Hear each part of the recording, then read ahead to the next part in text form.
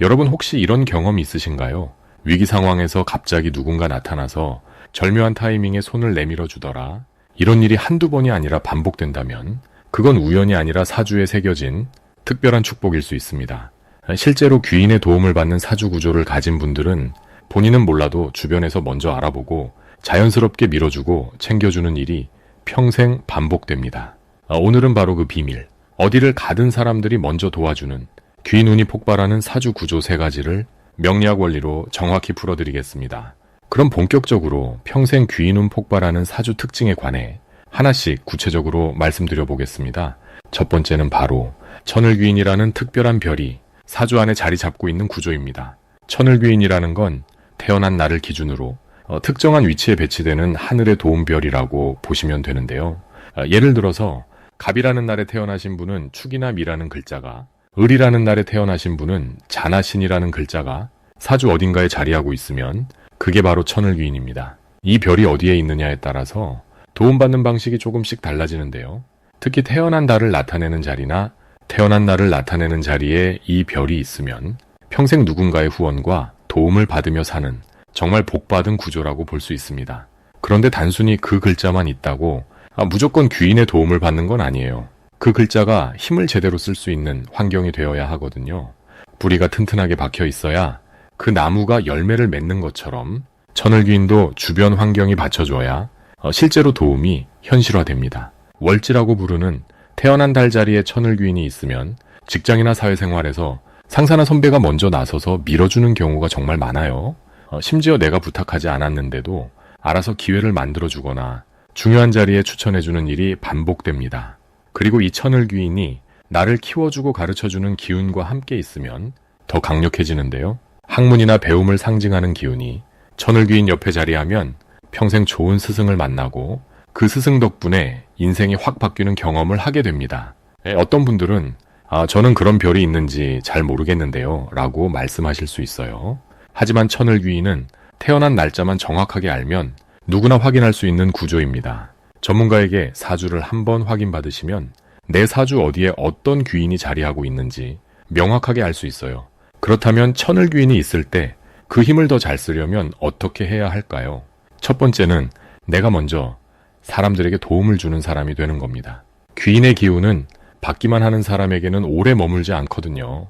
내가 먼저 베풀고 먼저 손 내밀어주면 그 에너지가 다시 나에게 돌아오는 구조입니다. 두 번째는 감사하는 마음을 잊지 않는 거예요. 작은 도움이라도 그게 당연하다고 생각하지 말고 진심으로 고마워하는 태도를 유지하세요. 그러면 주변 사람들이 더 기꺼이 나를 돕고 싶어집니다.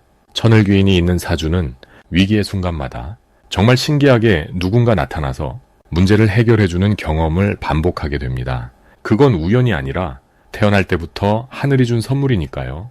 그 선물을 믿고 오늘도 따뜻한 마음으로 사람들을 대하시길 바랍니다.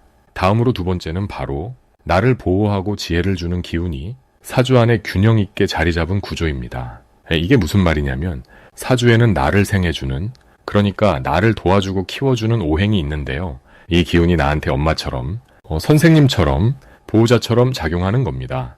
쉽게 설명하면 간목일간인 분이라면 물의 기운이 나를 도와주는 에너지가 되거든요. 나무는 물을 받아야 자라니까요.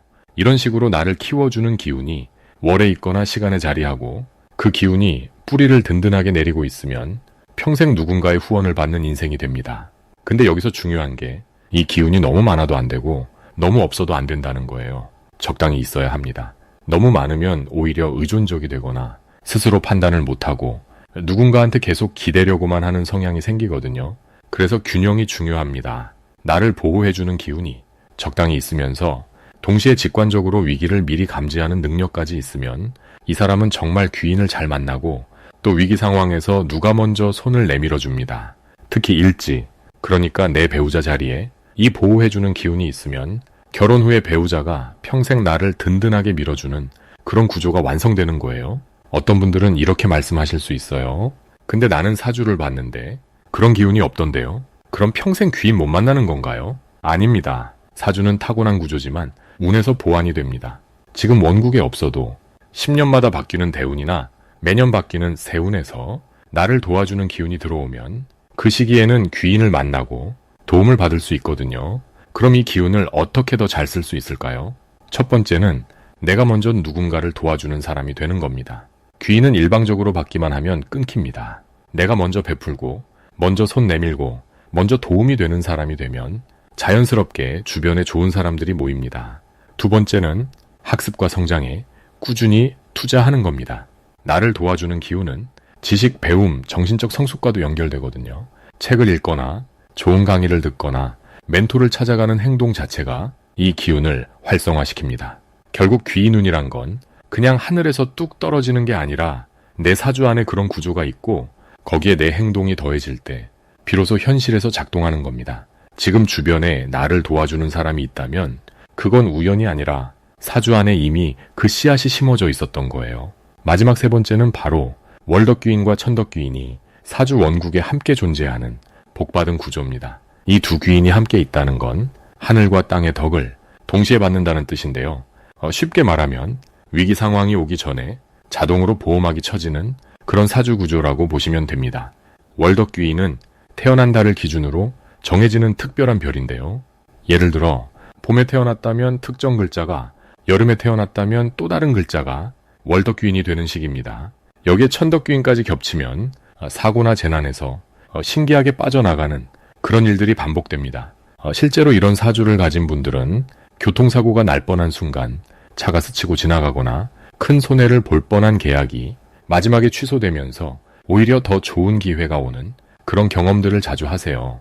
이 두 귀인이 일주나 시주에 배치되면 말년까지 편안하고 주변 사람들로부터 존경과 사랑을 동시에 받는 구조가 완성됩니다. 나이 들수록 더 귀한 대접을 받고 후배들이나 젊은 사람들이 먼저 찾아와서 도움을 청하는 그런 인생 후반부가 펼쳐지는 거죠. 여기서 더 중요한 건 이 월덕과 천덕이 내게 꼭 필요한 도움이 되는 기운, 그러니까 용신오행과 딱 일치하는 경우인데요. 그럴 때는 귀인의 힘이 배가 되어서 평생 어떤 위기에서도 반드시 누군가 나타나 문제를 해결해주는 기적 같은 인생을 살게 됩니다. 혹시 내 사주에 이런 귀인이 없다고 실망하실 필요는 없어요. 대운이나 세운에서 이런 귀인이 들어올 때가 있거든요. 그 시기를 잘 활용하면 평소보다 훨씬 더 많은 도움을 받을 수 있습니다. 이런 귀인 운을 더 잘 쓰는 방법. 첫 번째는 감사하는 마음을 항상 갖는 것입니다. 도움을 받았을 때 당연하게 여기지 말고 진심으로 고마움을 표현하면 그 인연이 더 깊어지고 다음에도 또 도움의 손길이 이어집니다. 두 번째는 받은 만큼 베푸는 삶을 사는 것인데요. 귀인 운이 강한 사람일수록 남에게 베풀 때 그 기운이 더 강해집니다. 내가 도움받은 경험을 다른 사람에게 나눠주면 귀인의 순환이 끊이지 않고 이어지는 거죠. 결국 귀인 운이란 건 하늘이 주는 선물이지만 그걸 얼마나 소중히 여기고 어떻게 활용하느냐에 따라 평생의 복이 될 수도 한순간의 행운이 될 수도 있습니다. 지금 이 순간부터라도 주변 사람들에게 따뜻한 마음을 나눠보세요. 그 작은 실천이 귀인을 부르는 가장 확실한 방법입니다.